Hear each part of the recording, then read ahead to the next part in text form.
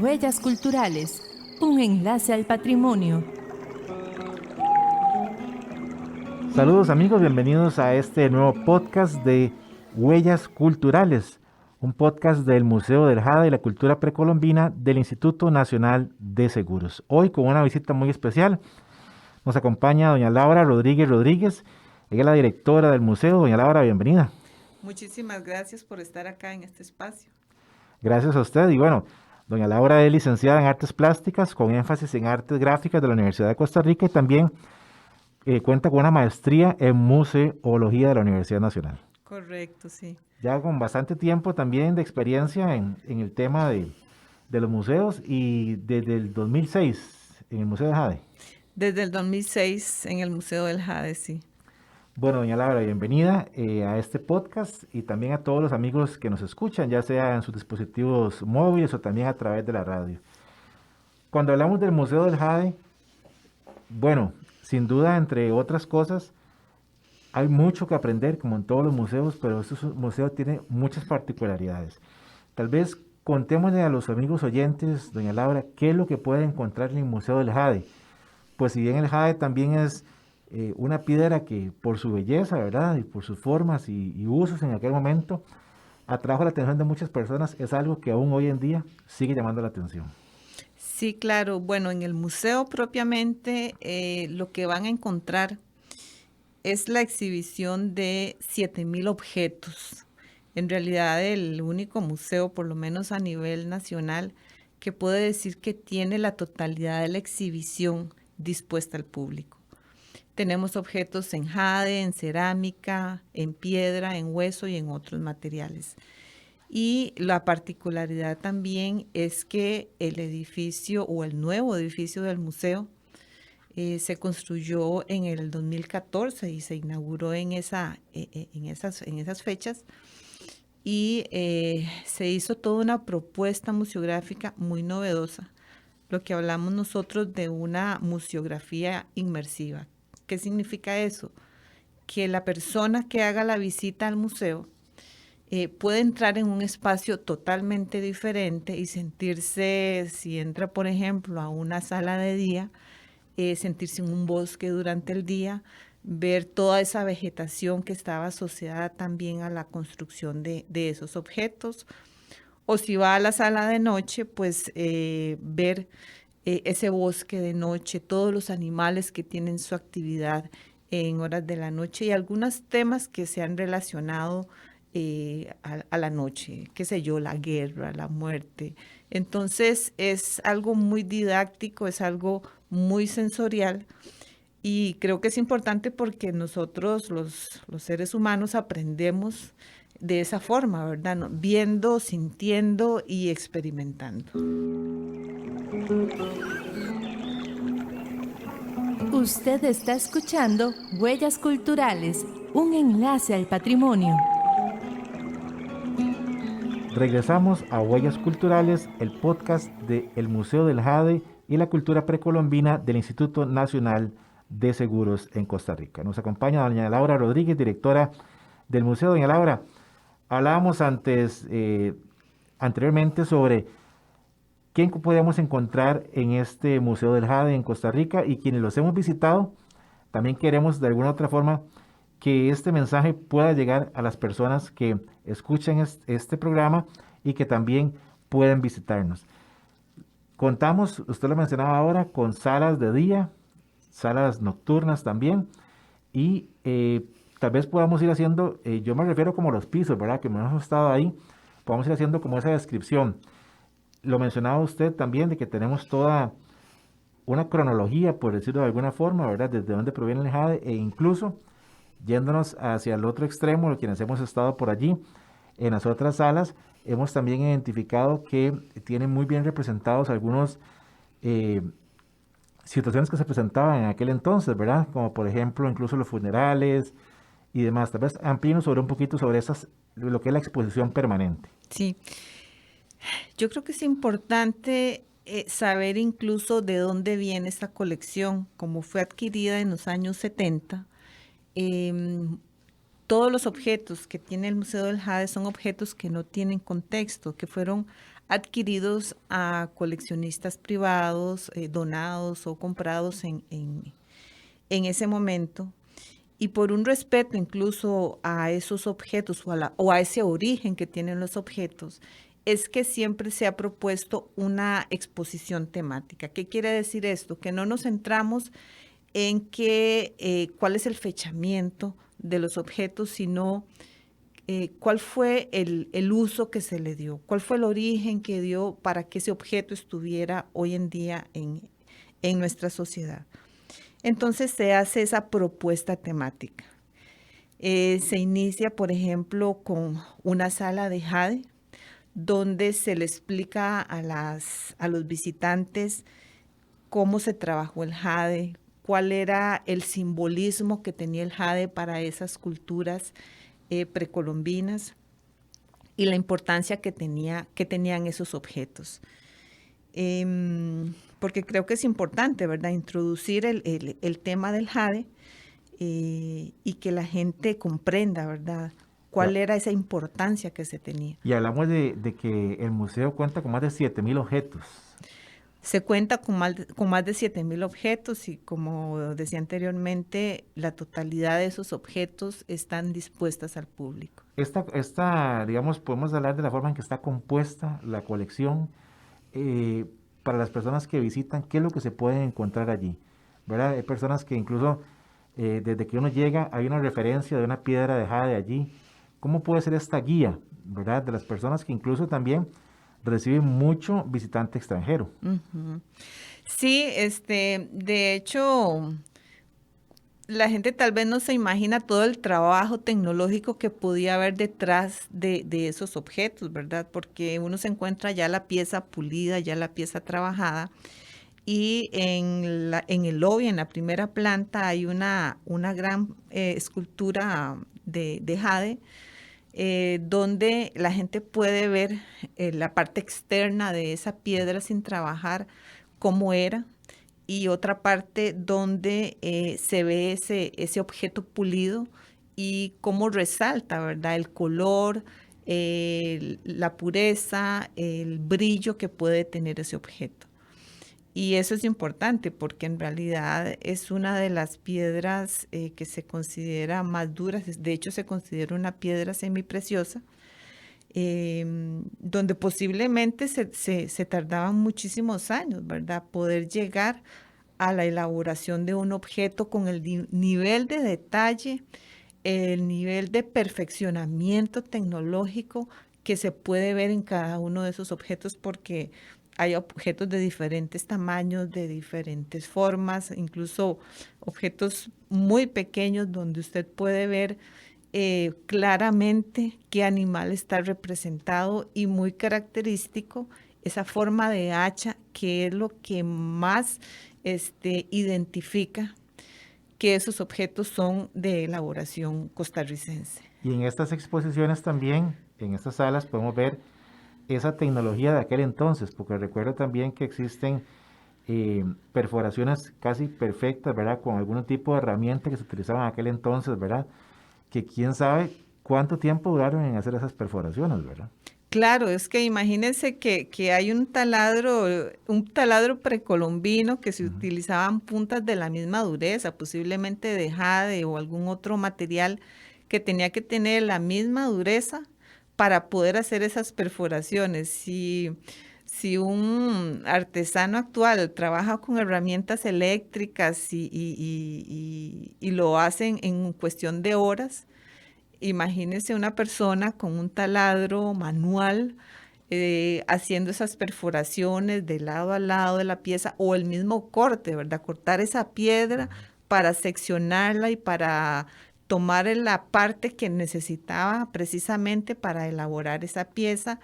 Y si uno ve cada uno de los objetos que están ahí, el nivel de perfeccionamiento, el nivel de detalle que hay en cada una de esas piezas, realmente es sorprendente ver ese trabajo artesanal que difícilmente tal vez los artesanos ahora podrían llegar. Sí, a eso iba, porque ahora contamos indudablemente, como usted lo mencionaba, con herramientas incluso muy tecnológicas, ¿verdad? Que permiten incluso hasta calar algunas cosas hasta con la tecnología ahora por medio de algún sistema láser, pero en aquel entonces, y lo que hemos visto en las exposiciones, es que hay figuras debidamente detalladas, ¿verdad? De animales y de algunos otros elementos que prácticamente cuando uno lo visita, por decir, esto fue como calcado, ¿verdad? Y incluso podemos ver alguna serie de diferentes, dentro de la colección, de diferentes artefactos que tienen estas mismas representaciones.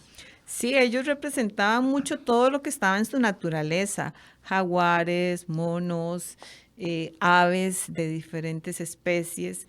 Y a muchos biólogos en algún momento han hecho también investigación sobre estas piezas y han podido identificar a qué especies pertenecían y ver el nivel de simplificación incluso que se ha dado en cada uno de esos objetos y saber identificarlos, ¿verdad? O esa mezcla que existía de hombre-animal, ¿verdad? Que uno ve en esas representaciones que hablan mucho también de ese pensamiento, de esa cosmogonía que había en ese momento para representar o para darle un significado a esa pieza. Entonces, y esos detalles incluso hasta minúsculos o microscópicos o tan pequeños, donde usted no, donde usted ve el detalle, ¿verdad? Preciso en cada una de esas piezas. Sobre los tipos de exposiciones que ofrece el museo, porque también estas exposiciones dan un acceso a la población a que pueda disfrutar del arte, no solamente quienes vienen al museo, aquí ubicado en el centro de San José, sino también que tienen exposiciones itinerantes e incluso han hecho exposiciones fuera del país. Coméntanos sobre eso, doña Laura.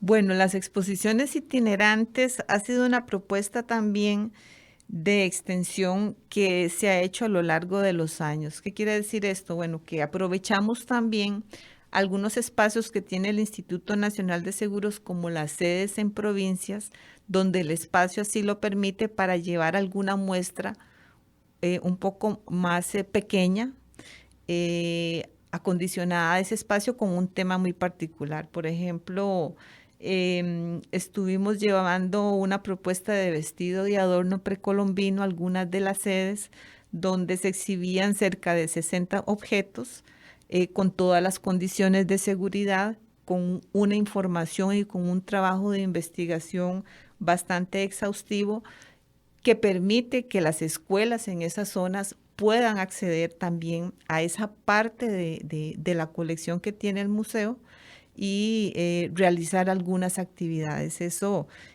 también creo que promueve mucho el acceso a la cultura, que es algo que para nosotros es muy importante, que es parte también de los objetivos del desarrollo sostenible, ¿verdad? De tener una educación de calidad, ese acceso también a la cultura que promovemos a través de esas exposiciones itinerantes. Por ejemplo, en alianzas también con algunos otros museos, por ejemplo, en Liberia, que nos ha permitido llevar exposiciones incluso que hemos realizado temporales en el museo, las hemos podido acondicionar para llevarlas a provincias como Liberia. Y exposiciones internacionales, por ejemplo, en el 2018 logramos un convenio con el Museo de Barcelona y llevamos 180 objetos a ese país. Estuvo por 4 meses y es todo un trabajo, ¿verdad? Es una propuesta bastante compleja, pero que también hace que el país se promueva, ¿verdad? Se dé a conocer a través de la cultura, a través de la historia. Y de hecho, el tiempo que estuvo esa exposición en ese museo, recibió una visitación muy importante y ver también a la gente cómo se sorprende de ver la elaboración de estos objetos, ¿verdad? O de estos grupos culturales que difícilmente o tal vez no le prestan tanta atención en el momento en que ya están en ese espacio. Y son muchos objetos, lo que también genera una planificación anticipada de muchos meses. de, No solo en el de traslado, perdón, años. sino también en el montaje, claro, de años, imagínense ustedes. Sí, claro, porque es toda una logística, es saber que tenemos que llevar objetos bajo todas las condiciones de seguridad, porque hay que transportarlos por medios aéreos, porque tienen que mantener condiciones de climatización, embalaje, tienen que ir con todos los seguros, tienen que transportarse no solamente vía aérea, sino vía terrestre, tienen que ser manipulados en aduanas. Entonces hay todo un compromiso, toda una preocupación también Claro, de poder llevar esos objetos que lleguen bien y que se que devuelvan, regresen bien, sí, ¿verdad? claro. En las mismas condiciones. Fue toda una experiencia muy buena, muy interesante, de compromisos de todas las partes, ¿verdad? Porque esto es a nivel de países, a nivel de embajadas, a nivel de museos internacionales. Y lo importante es la intención y el compromiso que se adquiere al hacer este tipo de proyectos. Y hablando de ese compromiso, doña Laura, también en estos momentos en que estamos grabando este podcast, bueno, al menos aquí en Costa Rica, seguimos cuidándonos y previniendo todo el tema de los contagios por la pandemia. Y el museo también se ha adaptado de alguna u otra forma a las condiciones que el mundo nos ha llevado hoy. La virtualidad, ¿verdad? Los aforos y demás. Y esto lo vemos constantemente en el tema de los aforos. Bueno, por medio de las redes sociales ustedes pueden ver, incluso tienen hasta algunas oportunidades para que las personas vayan y aprovechen un 2x1 y todo lo demás. Pero la gente que está en casa, los estudiantes que ya no pueden hacer las visitas guiadas, tienen otras opciones como charlas virtuales, talleres. Tal vez coméntenos un poquitito sobre esto para ya luego pasar al tema, otro tema importante que es el tema del edificio. Sí, en realidad creo que ha sido todo un reto para los museos el hecho de la pandemia y saber que ya el público no nos iba a visitar. Entonces, las redes sociales, estas herramientas han sido también una forma de solucionar. En realidad no sabemos incluso que no toda la población tiene acceso a los medios digitales, pero de alguna forma para los museos es importante mantenernos vigentes y hemos ido adaptando los talleres, las conferencias a estos medios virtuales y ha sido muy positivo porque el crecimiento de la población, de los seguidores, de las personas que acceden también a las conferencias ha sido muy positivo. El acceso también a conferencistas de otros países ha facilitado que podamos generar nuevos contenidos, más contenidos de muchísimo interés para la población. Trabajando también con el Ministerio de Educación Pública, con algunas regionales para llevar y adaptar algunos talleres para que los muchachos en zonas alejadas también puedan tener un taller o una información que tal vez lo ideal hubiese sido que estuviera en el museo, pero lo hemos adaptado y hemos podido seguir dándoles a ellos esa información. Y como decimos nosotros, aunque sea el abrebocas, para que en algún momento ellos puedan visitar y presenciar lo que está en el museo. Conversamos con doña Laura Rodríguez, quien es la directora del Museo del Jade y de la Cultura Precolombina del Instituto Nacional de Seguros. Usted está escuchando Huellas Culturales, el podcast del Museo del Jade. Vamos a una pausa y ya regresamos. Vamos a conocer también un poco sobre las actividades y la agenda que tiene el museo para las próximas semanas. Huellas culturales.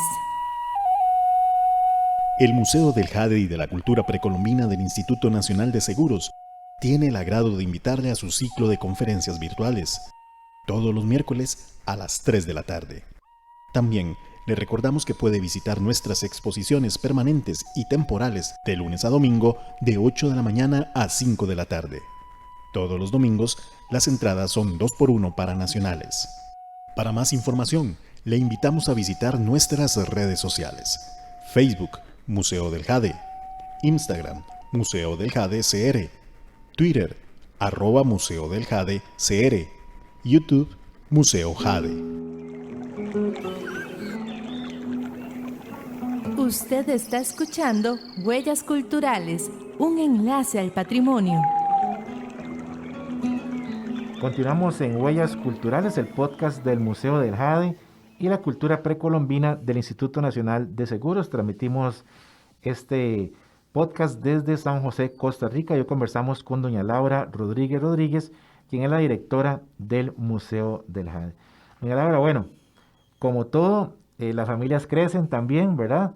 Los proyectos crecen y se consolidan. Y el Museo del Jade, sin duda, también surge en una evolución muy importante que lo lleva a ubicarse en un nuevo edificio, en un nuevo contexto donde puede exponer todo lo que tienen a mano. Cuéntanos un poquitito sobre lo que ha sido esta evolución física de pasar de un edificio donde ocupaba un pequeño lugar a lo que es ahora, que incluso la cantidad de visitas anuales ha crecido bastante.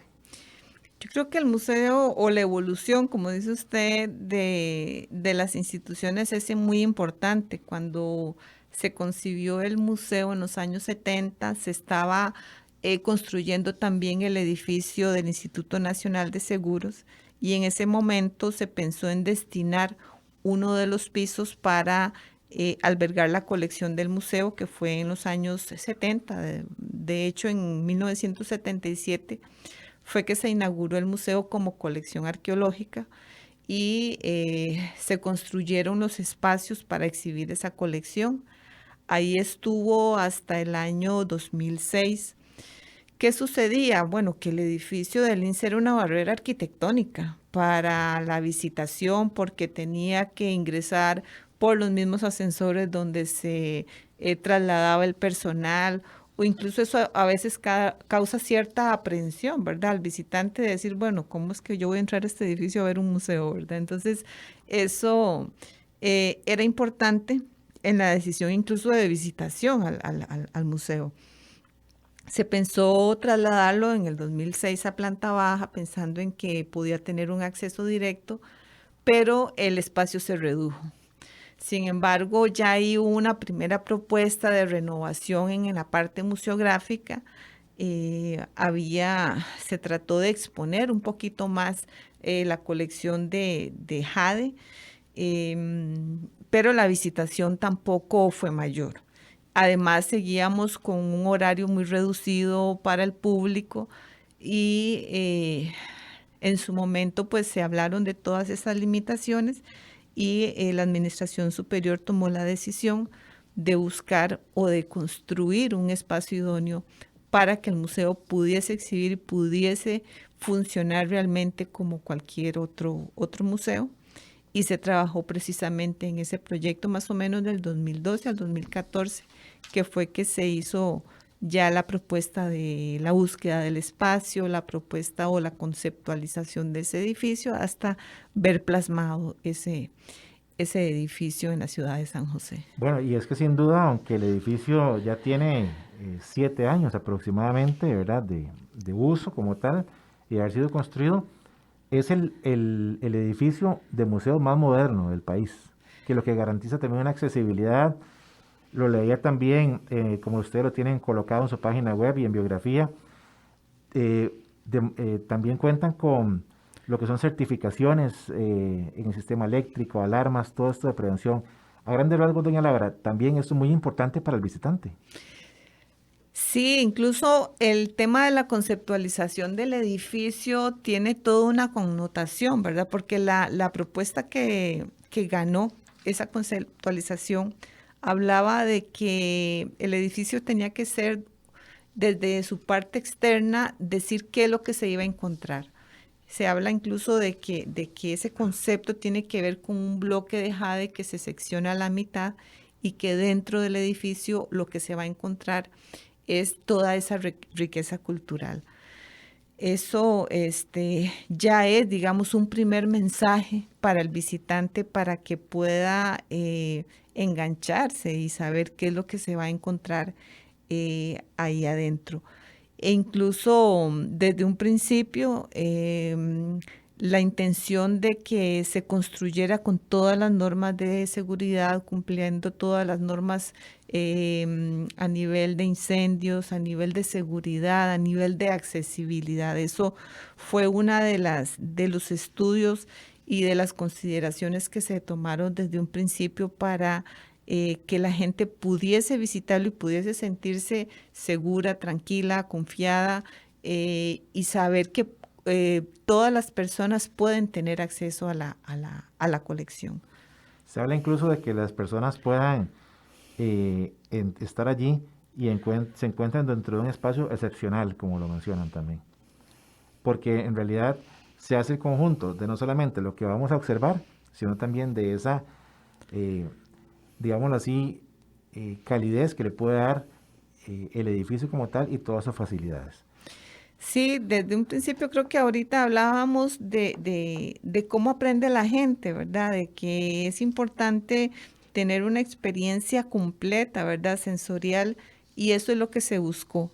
Que la gente no solamente fuese a ver el objeto como tal o tuviera una explicación X, sino que pudiesen ellos mismos crear sus propios conceptos o su propia experiencia, porque también hay algo muy importante que hablamos a nivel de museos, y es que nosotros no somos los portadores de la verdad, sino que lo que nos interesa es que la gente también realice sus propias experiencias o sus propias interpretaciones, porque podemos tener esa explicación científica, pero también la gente puede generar su propia explicación, puede generar su propia reflexión, y eso acerca más a las personas, a la cultura, porque se apropian precisamente de lo que está viendo, de lo que está experimentando, de esa parte histórica que incluso es parte de lo que todos construimos, ¿verdad? Todos somos constructores de esa historia. Tanto personas nacionales como extranjeras creo que tienen la oportunidad de pensar, de decidir y de experimentar lo que se puede ver en ese museo. Ya también para ir finalizando, doña Laura, yo quería consultarle sobre cómo podríamos decir que ha retomado, tal vez, si usted lo acaba de mencionar, las personas el interés en el jade, y también no solamente el interés por observarlo, visitar las colecciones, sino también ese interés cultural e histórico de ir más allá, porque incluso en el último año que hemos estado viendo esta pandemia, hemos visto también muchas personas emprendedoras que de alguna u otra forma utilizan algunas piedras imitación, jade incluso, que le dicen, incluso vemos hasta ahora algunos elementos hasta de construcción que las personas dicen imitación jade. Eso también sin duda no es solamente porque me guste esto, sino es que ha habido investigaciones, incluso lo hemos visto, por ejemplo, con otras instituciones que fomentan el apoyo a emprendedores y demás, y sin duda lo hemos reflejado el interés por el jade en Costa Rica, que no solamente es esa piedra preciosa, podemos decirlo de alguna forma, sino también de dónde viene, cómo procede, cómo nace esa piedra que, como usted lo mencionaba ahora, entrando al museo, uno la ve y no se puede imaginar, ¿verdad? Hasta que logra dar, por ejemplo, la vuelta a esta otra piedra donde está la parte ya pulida, pero a grandes rasgos, y tal vez como para ser más concreto con esta pregunta, ¿cómo ha visto usted el interés de las personas en conocer más allá del jade? Hay una parte histórica que yo creo que nosotros tratamos de contarle al visitante, y es que incluso el jade fue la piedra, fue el material que se trabajó incluso antes que el oro, porque usualmente yo creo que en el imaginario de las personas, cuando se habla de arqueología, de una vez se piensa en el oro, y el jade se trabajó muchísimo antes que el oro. Como decíamos al principio, tardaban años en elaborar una pieza de estas, o sea que sí tenía una importancia, sí tenía un significado muy valioso, muy importante, y que después se conoció otra tecnología que fue el oro, pero su antecedente fue precisamente la elaboración del jade, y creo que la gente también tiene que empezar a ver desde un ángulo más amplio, ¿verdad?